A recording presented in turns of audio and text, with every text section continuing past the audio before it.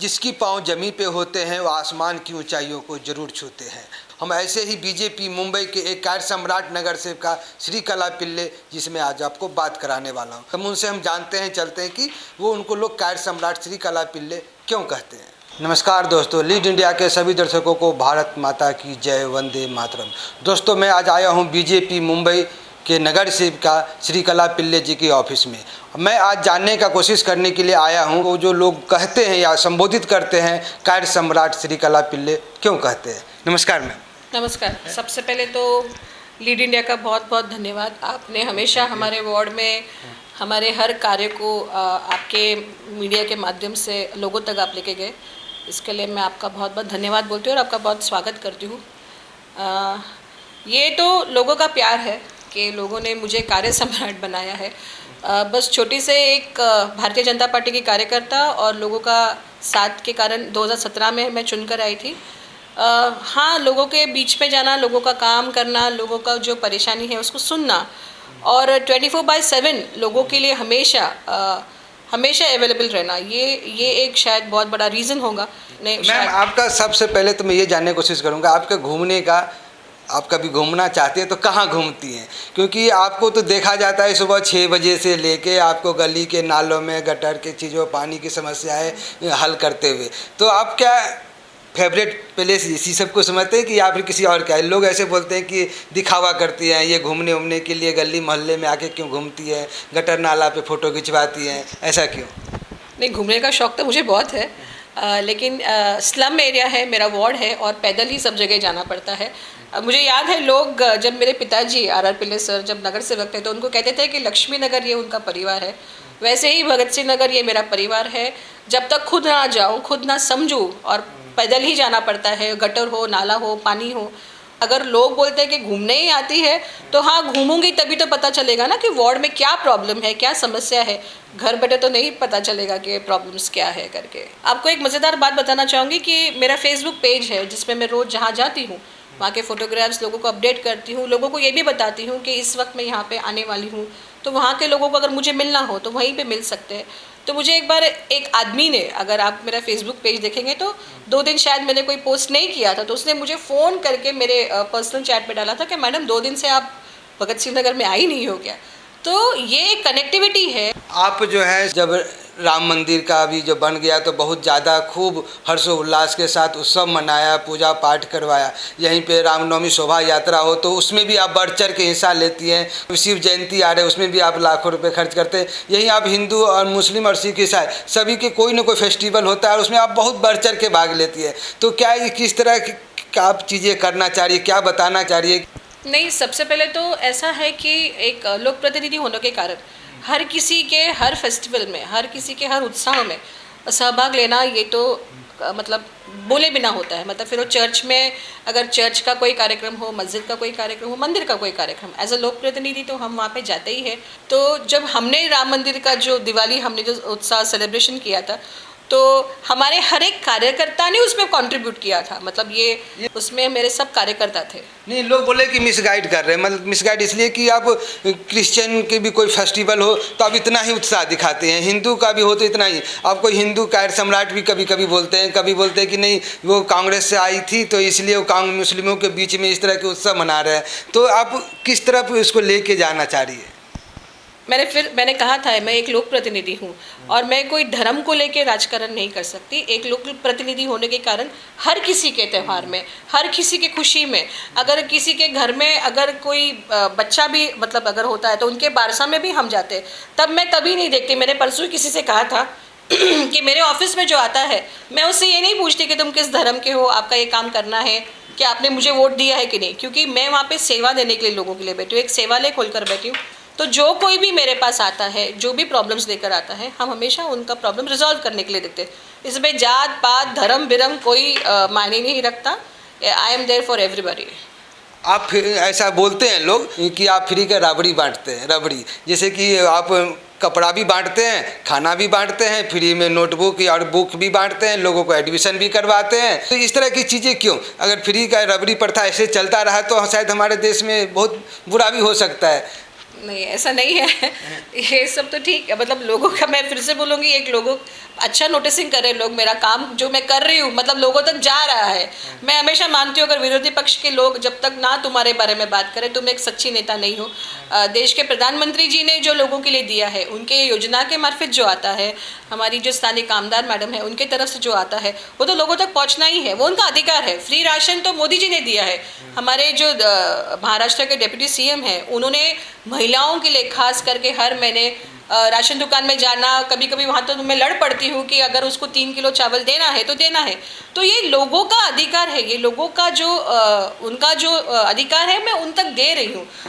थोड़ा प्यार मेरा थोड़ा कभी एक्स्ट्रा हो जाता है, बट जो भगत सिंह नगर में आपको पता है कि लोग बहुत गरीब है, तो कहीं ना कहीं से भगवान God is been very kind and great to me कि मैं कहीं ना कहीं से कुछ ना कुछ प्रबंध जैसे मेरे वार्ड में अगर आपको पता होगा तो बहुत सारे बच्चे हैं जो बहुत पढ़ना चाहते हैं लेकिन उनके फाइनेंशियल कंडीशंस अच्छे नहीं होते हैं।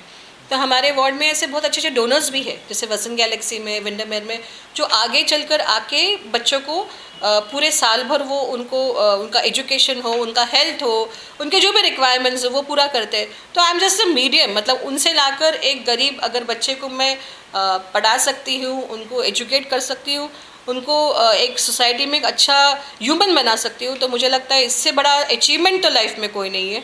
तो यही है जो लोग बोल रहे हैं शायद। आप लड़ने की बातें से मुझे याद आया कि कई लोग आपको हिटलर दीदी भी बोलते हैं। आप लोगों से जगह जगह पर आप डांटते रहती हैं और झगड़ते रहती हैं, ये क्यों हो रहा है? आप तो एक नगर सेवक हैं और आप इस तरह से लोगों को डांटना, ये जो कि ये साफ़ सफाई क्यों नहीं हुआ, ये काम क्यों नहीं हुआ, वो काम क्यों नहीं हुआ। अपने आप कई बार देखा है कि आप लोगों के बीच में ही एकदम बीएमसी ऑफिस में कॉल लगाती हैं और बोलते हैं ये काम होना ही चाहिए और इतने दिन में आपको करना पड़ेगा, और इस तरह की एकदम कड़क भाषा में और इस तरह से लोग हिटलर दीदी बोल रहे हैं। तो क्या एक नगर सेवक ये सब चीज़ें होना चाहिए क्या? हाँ, मतलब अगर मैं दम देती हूँ तो प्यार भी उतना ही करती हूँ। सबसे पहली बात तो मुझे अन्याय बर्दाश्त नहीं होता है। मुझे लगता है जो गरीबों का हिस्सा है, जो गरीबों का अधिकार है, देखो कोई भी अपने घर का पैसा नहीं है। महानगर पालिका की तरफ से अगर कोई गरीब के लिए, जैसे दत्तक बस्ती है, साफ़ सफाई है, आपने देखा रहेगा बहुत बार वहाँ पे मैं जाकर चिल्लाती हूँ।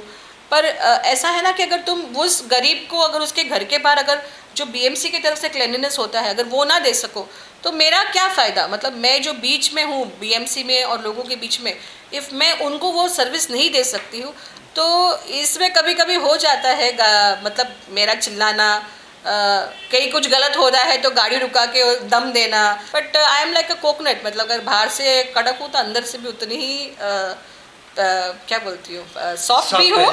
अच्छा, घर में साफ़ सफाई करना और साफ़ सफा रोड को साफ़ सफाई कर देना अलग बात है, लेकिन आप कचरे में जा कर के जहाँ बहुत सारा गंदगी है वहाँ पे झाड़ू लेकर के, क्रेन लेकर के, कार्यकर्ता लेकर के खुद ही उसको साफ़ सफाई करने लगती हैं। जैसे भगत सिंह नगर के पीछे का एरिया है, गली रोड में भी आपको कई बार साफ़ सफाई करते और करवाते देखा गया है। तो ये सब क्या ज़रूरी है? आप तो नगर सेवक है, एसी में बैठिए, वहाँ से ऑर्डर दीजिए, काम तो ऐसे ही हो जाएगा, आपको खुद उतरने की क्या ज़रूरत है? नहीं, देश के प्रधानमंत्री जी अगर हाथ में झाड़ू लेकर चल सकते हैं तो मैं तो बहुत छोटी हूँ।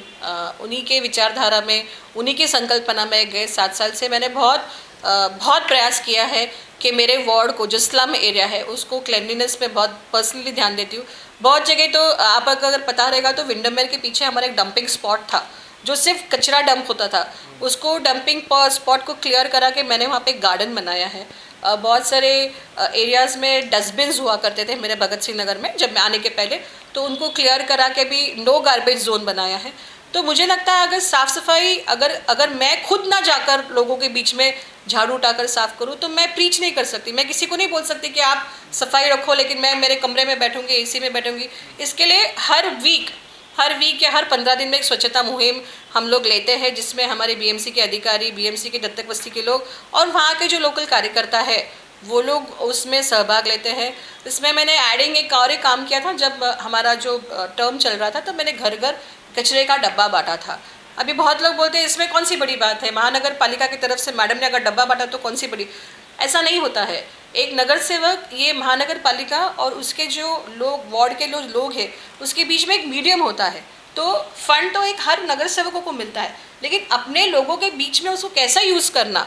जैसे मैंने करीबन 10,000 के ऊपर डब्बा बांटा है, कचरे का डब्बा। हर एक घरों में अगर आप देखेंगे तो श्रीकला पिल्ले के नाम का छोटा डब्बा रहेगा, ताकि लोगों को मैंने उसमें एजुकेशन दिया है कि इसको आपको डस्टबिन में ही डालना है। और आपको सच्ची बताऊं, मुझे बहुत अच्छा लगता है जब कोई डब्बा वो डब्बा लेकर बाहर एक्चुअली आता है, जब डंप करने के लिए, और उसमें ऐड करने के लिए हमने नो प्लास्टिक, ये एक मुहिम मैंने मेरे वार्ड में चलाया था।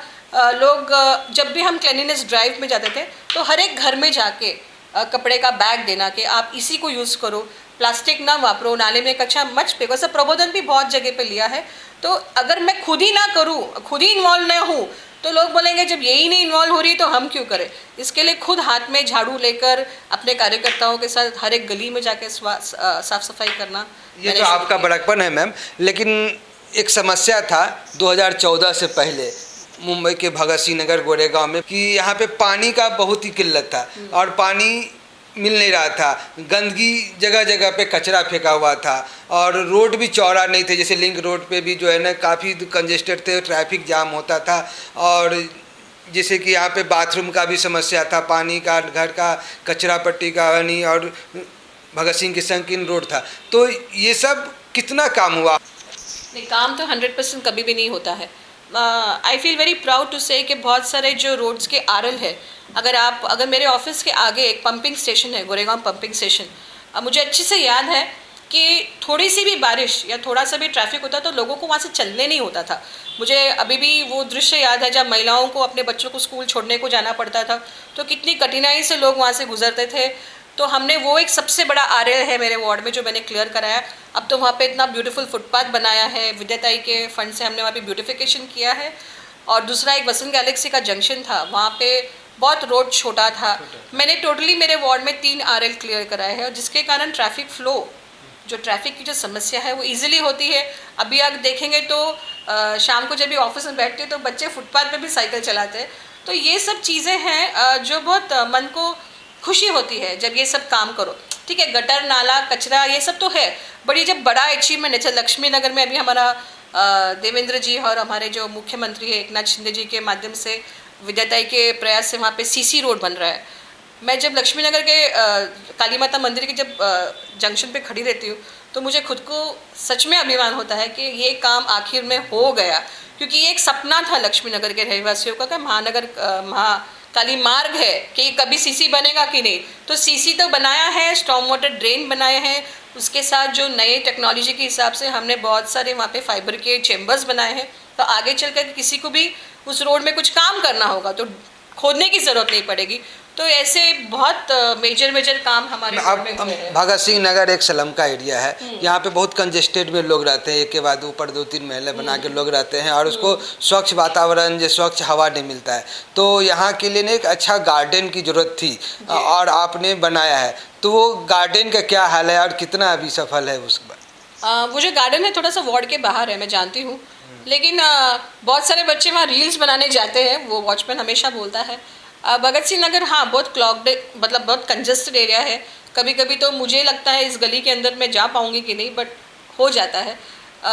जगह नहीं है गार्डन बनाने के लिए, लेकिन कहीं भी अगर छोटा सा भी पैच मिलता है, जैसे अभी दत्तानी के बिल्डिंग के बाहर एक छोटा सा पैच है, हाँ, तो वहाँ पे एक ब्यूटिफिकेशन का काम अभी मैं करने वाली हूँ। मुझे बोलने में बहुत खुशी होती है कि मैंने एक ऑक्सीजन लंग बनाया है उस गार्डन में, करीबन 100 झाड़ लगाए हैं। कभी आप चलिएगा, आपके माध्यम से मैं लोगों को दिखाना चाहूँगी कि it is one of a beautiful garden. अभी मैंने वहाँ पे इल्यूमिनेशंस बना के, एक दिन समय मिलेगा तो हम ज़रूर चलेंगे आपके साथ। तो मैडम आप ये बताइए कि आप गोरेगांव में जो रीडेवलपमेंट जब आप आए थे, हम फर्स्ट टाइम जब इलेक्शन लड़ने की बातें कर रहे थे तो आपने घोषणा पत्र में भी डाला था रीडेवलपमेंट करेंगे। वो रीडेवलपमेंट और ये टॉयलेट और इस तक समस्या हुआ क्या और कहाँ तक काम पहुँचा इसका? नहीं, रीडेवलपमेंट का एक एजेंडा तो डेफिनेटली था मेरे इसमें। जैसे अगर आप जानोगे तो लक्ष्मी नगर में एक गुलराज टावर है, वहाँ पे हम लोग ने लोगों को शिफ्ट कराया। वहाँ पे भी पानी की समस्या थी, तो ऑलमोस्ट मुझे 6 महीने लगे, लेकिन वहाँ पे 2 विंग को अभी मैं पानी मतलब उनको मिलता है ड्रिंकिंग वाटर। अभी एक विंग का प्रॉब्लम है। बाथरूम्स का जो विषय है, अभी गए 6 महीने में हमने हर एक बाथरूम जो मेरे कितना बाथरूम बनाया अब तक? इसकी तो गिनती भी नहीं रहेगी, लेकिन हाँ ये बोल सकती हूँ कि this is the second time हम सब बाथरूम्स बना रहे। वार्ड में जितने भी बाथरूम्स हैं हमने उसको फिर से नूतनीकरण किया है। एक बार बनने के बाद दूसरी बार जी ये सेकेंड टाइम बना रही हूँ। तो अभी उसमें एक है कि हर बाथरूम में हमने लाइट्स लगाए हैं, पब्लिक को वॉशरूम जाते वक्त लाइट्स का, और 2 जगह पे मैंने अभी पर्सनली फॉलो अप कर रही हूँ कि वहाँ पे पानी भी लोगों को दे सकूँ, ताकि जो एक्चुअल नीड है वाटर एंड इलेक्ट्रिसिटी वो दोनों चीज़ इस बाथरूम को दे सकूँ। लेकिन इतना तो डेफिनेटली बोलूँगी कि इस 6 महीने में वार्ड के जितने भी वॉशरूम्स है, जो शौचालय है, उनका नूतनीकरण हमने 100% किया है। अच्छा मैम, जैसा कि आप मैंने पहले भी कहा है और आप भी बता चुकी हैं कि स्लम वाला अपना एरिया है, वार्ड जो अपना है सो स्लम का एरिया है। यहाँ पे जो सफाई कर्मी आते हैं वो गटर में, नाला में मोस्टली उसको साफ़ सफाई करना पड़ता है, तो बीमार भी पड़ते हैं। तो उन लोग के लिए आपने क्या किया? जो एक तो चले आपने पब्लिक के लिए सब सुविधा दी, लेकिन उनके लिए क्या किया जो हमारे लिए करते हैं? नहीं, एक तो दत्तक बस्ती का मैं बहुत आभार मानना चाहूँगी आपके न्यूज़ इंडिया चैनल के माध्यम से। हाँ है, ऐसा है कि कभी कभी लोग नहीं काम करते, लेकिन मैं एक बात बोलना चाहूँगी, it is I praise all to them, hats off to them, कि वो गटर में कभी कभी जब मैं खड़े रहती हूँ गटर साफ करते वक्त, मुझे इतना बुरा लगता है कि वो भी तो एक इंसान है। मैं लोगों को हमेशा बोलती हूँ कि आप कचरा फेंकते वक्त प्लीज़ ये दिमाग में तो रखो, जो साफ़ करने वाला है वो आप ही के जैसे इंसान है। तो उनका जो काम है दत्तक बस्ती का, मेरे वार्ड में 100% नहीं, लेकिन वो लोग 90% तो डेफिनेटली काम करते हैं, क्योंकि भगत सिंह नगर में अगर एक दिन दत्तक बस्ती ने काम नहीं किया तो उसका सेटबैक बहुत डेंजरस हो जाता है। हमने अभी मुख्यमंत्री एकनाथ शिंदे जी जो है, हाँ हमारी स्थानिक आमदार है, हमारे जो DCM है देवेंद्र जी, उन्होंने जब अपनी सरकार आई तो अपला दवाखाना ये कॉन्सेप्ट शुरू किया था। और ये अपला दवाखाना पहले मैंने नया नगर में उसको इंस्टॉल किया था। मुझे लगा था कि वहाँ पे स्लम बहुत बड़ा है, वास्ट एरिया है, पर किसी कारण वो वहाँ पे हम उसको चालू नहीं कर पाए। तो हमने अभी उसको लक्ष्मी नगर और भगत सिंह नगर 2 के बीच में इंस्टॉल किया है। उसका उद्घाटन भी हमारे आमदार ताई ने किया था। इसमें इतना अच्छा लोगों का मतलब they are taken care of. MBBS doctor है, डॉक्टर यादव करके हैं जो चला रहे। दिन में हम मॉर्निंग एंड इवनिंग, अभी तो 3 से 11 चालू है। इसका एक बहुत बड़ी बात यह है कि रात को भी आपको इसमें फैसिलिटीज़ मिलते हैं, फ्री चेकअप, फ्री दवाई जो भी है आपको मिलता है, और ये 11 बजे तक चलता है। तो मैंने परसों ही डॉक्टर यादव से बात की तो करीबन 200 पेशेंट्स रोज़ ये वहाँ पे बेनिफिट ले रहे हैं।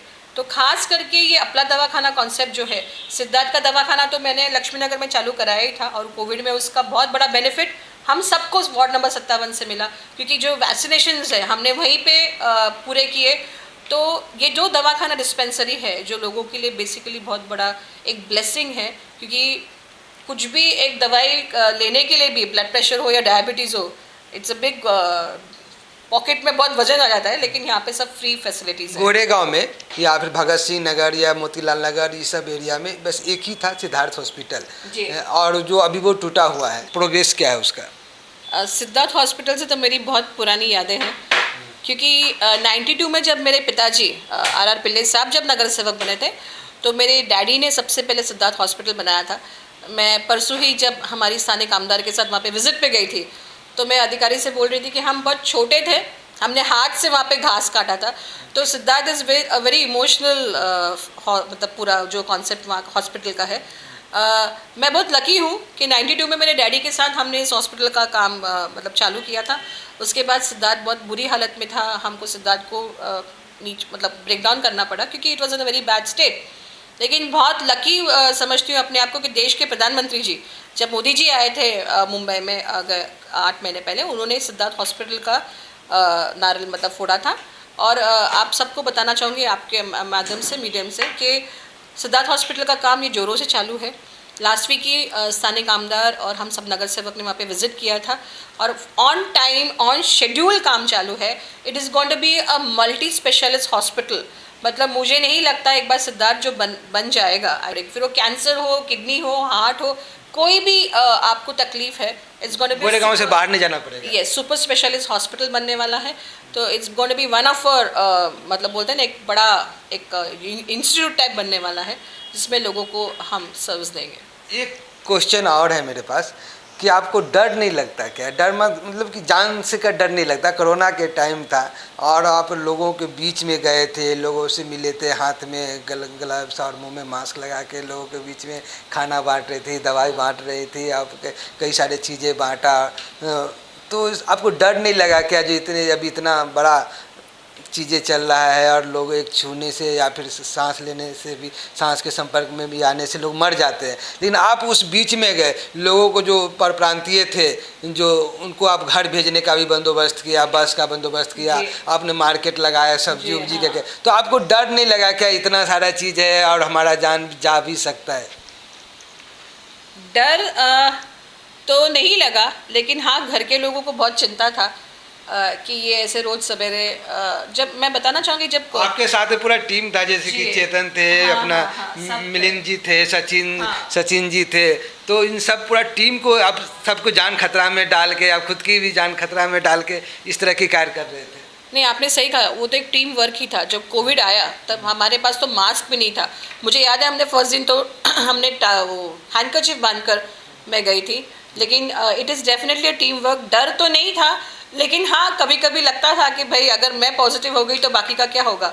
बट लोगों को इतने तकलीफ़ में देखकर घर पे तो बैठा नहीं गया।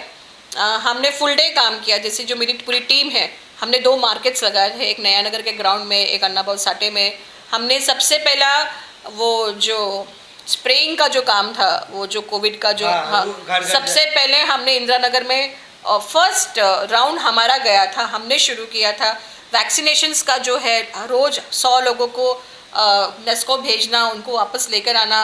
और मुझे अभी भी याद है, मेरे साथी नगर सेवक जो हैं, हम सब ने एमसी को पत्र लिखा था कि ये जो ट्रैवलिंग में अगर किसी को कुछ हो गया तो क्या करेंगे। तो हमने ऐसा बोला था कि हर एक वार्ड में इसका सेंटर होना चाहिए। फिर वो हमने शुरू किया। उसके बाद हर किसी को, जैसे परप्रांतीय लोग, मुझे अभी भी याद है कि मेरी पूरी टीम वहाँ पे बैठकर काम करती थी और 2 बार हमारे ऑफिस में से खाना डिस्ट्रीब्यूट होता था, जो महानगर पालिका की तरफ से आता था।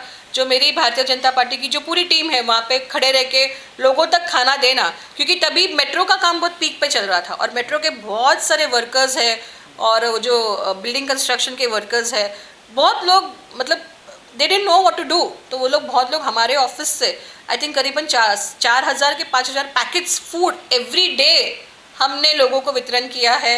And it was an experience in life. उससे बहुत कुछ सीखा है कि इंसान की ज़रूरत में हमेशा खड़ा रहना चाहिए। And that's a big blessing I think. अभी जो नगर सेवक वाले आप काम करते हैं, लोगों को बीच में जाना, गली चौराहा साफ सफाई और ये सब कर रहे हैं, तो अभी तो आपका उतना दायित्व बनता नहीं है, फिर भी आप? नहीं, मैंने तो गए 14 ईयर्स से भगत सिंह नगर में मैं काम कर रही हूँ। तब तो मैं नगर सेवक थी भी नहीं और तब तो मुझे इतना एक्सपीरियंस भी नहीं था, मतलब काम का। मुझे याद है जब मेरे डैडी 2010 में गुजर गए, बाई इलेक्शंस के बाद, मैं 2011 में भगत सिंह नगर में मैंने अपना पॉलिटिकल करियर शुरू किया। तभी भी मैं ऐसे ही काम करती थी। इनफैक्ट अभी तो एक्सपीरियंस है और कमिटमेंट है और लोगों को कोई ये नहीं है कि मैडम अभी नगर सेवक है नहीं है। उनको पता है भाई काम है, पिल्ले मैडम के ऑफिस में जाओ, वो काम हो जाएगा हमारा। आप ऑफिस में होते हैं या नहीं होते हैं, डजेंट मैटर, लेकिन आपके ऑफिस में भीड़ जरूर लगा रहता है। ऐसा नहीं है। मैं हमेशा कहती हूँ कि मेरी टीम ही मेरी पहचान है। ये जो ताकत है, ये जो शक्ति है, जो कॉन्फिडेंस है, जैसे आपने कहा डर नहीं लगता। आप कभी भी देखोगे तो मैं कभी भी अकेले आपको कहीं नहीं दिखा दूँगी। मेरे साथ जो मेरी टीम है, फिर वो महिला टीम है, मेरे पास युवा मोर्चा की टीम है, बेसिक की टीम है मेरे ऑफिस में। आप कभी भी जाइए तो आपको कभी भी कोई ना कोई तो डेफिनेटली मिलेगा। और वो जो वहाँ पे चेयर पे बैठा रहता है, वो मैंने उनसे हमेशा कहा है कि जब मैं नहीं रहती हूँ तो आप श्रीकला पिल्ले हो, आपको अटेंड करना है और कोई भी निराश नहीं जाना चाहिए। हमारे ऑफिस में एक रजिस्टर है जिसका नाम और नंबर जो भी हमारे ऑफिस में आता है हम उसको मेंटेन रखते हैं। और अगर उनका काम ना हो तो हमारा फॉलोअप रहता है उनके साथ। जैसे आपने कहा आधार कार्ड, पैन कार्ड, ज्येष्ठ नागरिक कार्ड, आयुष्मान, मतलब जितने भी कार्ड्स हैं वो उस ऑफिस में बनते हैं। जितने भी योजनाएं हैं मोदी जी की, वो भी हम ऑफिस में चलाते हैं। और आप हमेशा देखेंगे कि मेरे ऑफिस में मेरे भारतीय जनता पार्टी के कार्यकर्ता है, वो हमेशा लोगों के लिए, मतलब ये एक टीम है। मतलब मैं राउंड द क्लॉक अगर जब बोलती हूँ 24/7 मैं हूँ तो ज़रूरी नहीं कि मैं ही होना चाहिए। मेरा हर एक कार्यकर्ता, उनको मैंने हमेशा कहा है जब मैं ऑफिस में नहीं हूँ तो आप श्रीकला पिल्ले हो, आपको लोगों को सुनना है, आप लोगों को समझना है कि क्या प्रॉब्लम है।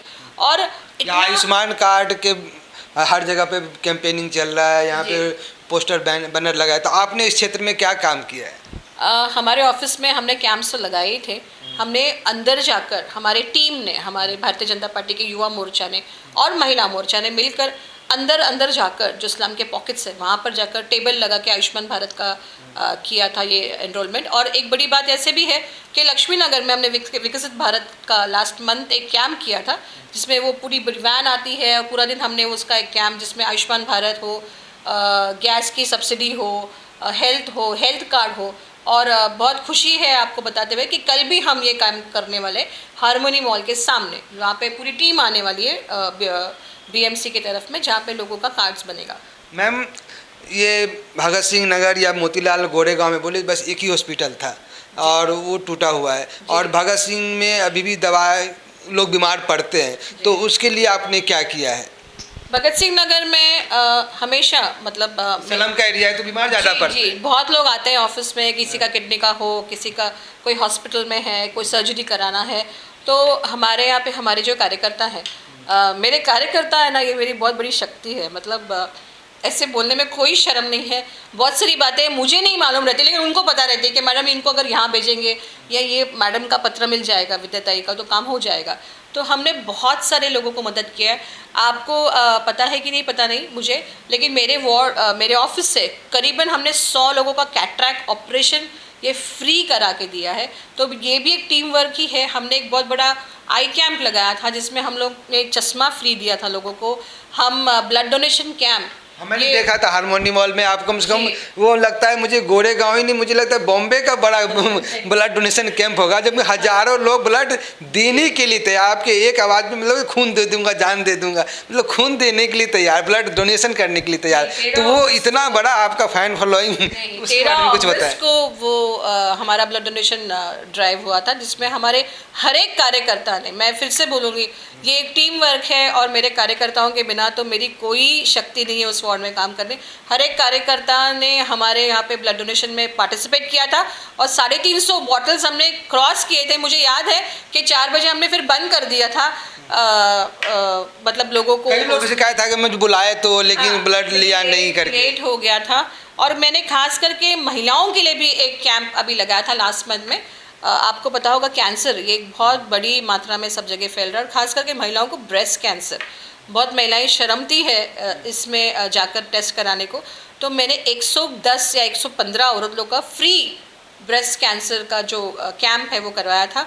आने वाले दिनों में फिर से पार्ट 2 उसका करने वाले हैं, और कैंप करके छोड़ नहीं दिया, उसका भी फॉलोअप लिया गया, उनको भी मेमोग्राफी सब फ्री करा के दिया। तो फिर से मैं बोलूँगी कि follow up is the best thing that any one can do, क्योंकि फॉलोअप नहीं करोगे तो वो लास्ट का जो पर्सन है उसको वो फैसिलिटी नहीं मिलती है। एक छोटा सा शब्दों में, इतने सारे काम, गरीबों तक पहुंचना, घर घर पहुंचना, जब आंख खुले तो दिखता है कि ये हमारी नगर सेविका श्रीकला पिल्ले जो कैड सम्राट से संबोधित करते हैं, वो घर घर तक पहुंच गई हैं, हर बच्चे के जवान पे और आंखों में और सर में, दिमाग में उसको फिट बैठ गए। तो इतने सारे आप कार्य जो कर पाते हैं, इतने ऊर्जा आपको आता कहाँ से, शक्ति आती कहीं? दुर्गा का रूप भी कभी बन जाते, कभी ये अपनी माँ का भी किरदार निभाते, कभी भाई का भी किरदार निभाते हैं। इतने सारे शक्ति, इतने सारे चीज़ें, ऊर्जा कहाँ से आप लाती हैं? नहीं, 100% तो काम नहीं हुआ है वार्ड में, ये बोलते वक्त कोई मुझे ये नहीं होता है। बहुत सारे काम ऐसे भी अभी भी अधूरे हैं जो पूरे करने हैं। मेरी माँ मेरी शक्ति है। मेरी माँ एक बहुत एक्टिव पॉलिटिशियन रहेगी, मेरे पिताजी, और रोज़ सवेरे वहाँ पे एक रिवीजन होता है मम्मी के साथ। और जब आ जाती हूँ पब्लिक के बीच में, उनके साथ उनको देखकर उनका जो विश्वास है ना और जो प्यार है ना, दैट कीप्स मी रनिंग।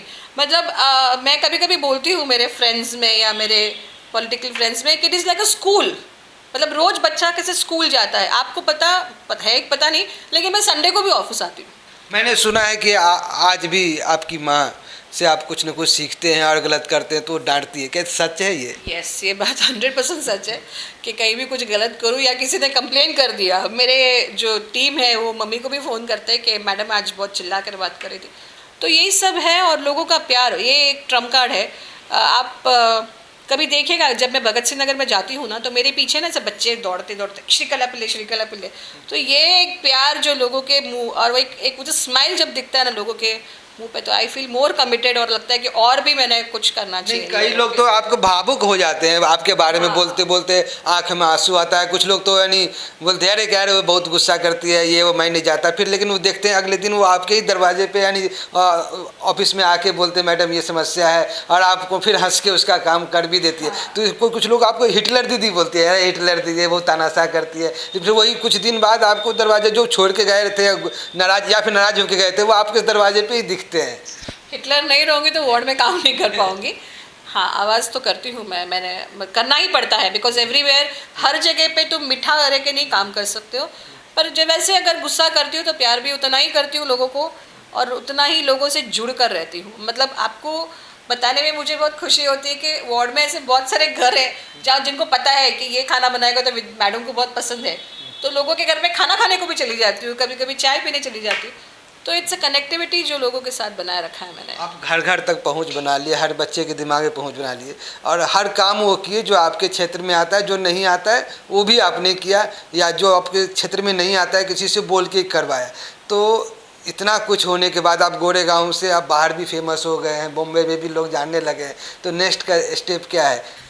नहीं, बीजेपी लोग तो चाहते हैं जो क्या कुछ बड़ा सुने, मैडम का ये जो दायरा है इससे बाहर निकलना चाहिए। भारतीय जनता पार्टी की कार्यकर्ता हूँ और पार्टी ने हमेशा मुझे बहुत आगे बढ़ाया है। मतलब फर्स्ट टाइम में मुझे प्रभाग समिति मिला, आज जिला के महिला अध्यक्ष हूँ। तो पार्टी के ऊपर पूरा विश्वास है, और यह पार्टी का जो आदेश रहेगा बस वैसे ही काम करेंगे। ये तो सही है कि लोग पार्टी पे ही छोड़ देते हैं, कुछ बोलना नहीं चाहते हैं, लेकिन पब्लिक चाहती है कि आप इस दायरे में जो बंधी है इससे बाहर निकले। चले, हमारा शुभकामना है कि आप आगे तरक्की करें, कामयाबी पाए, उन्नति पाए। धन्यवाद। Thank you.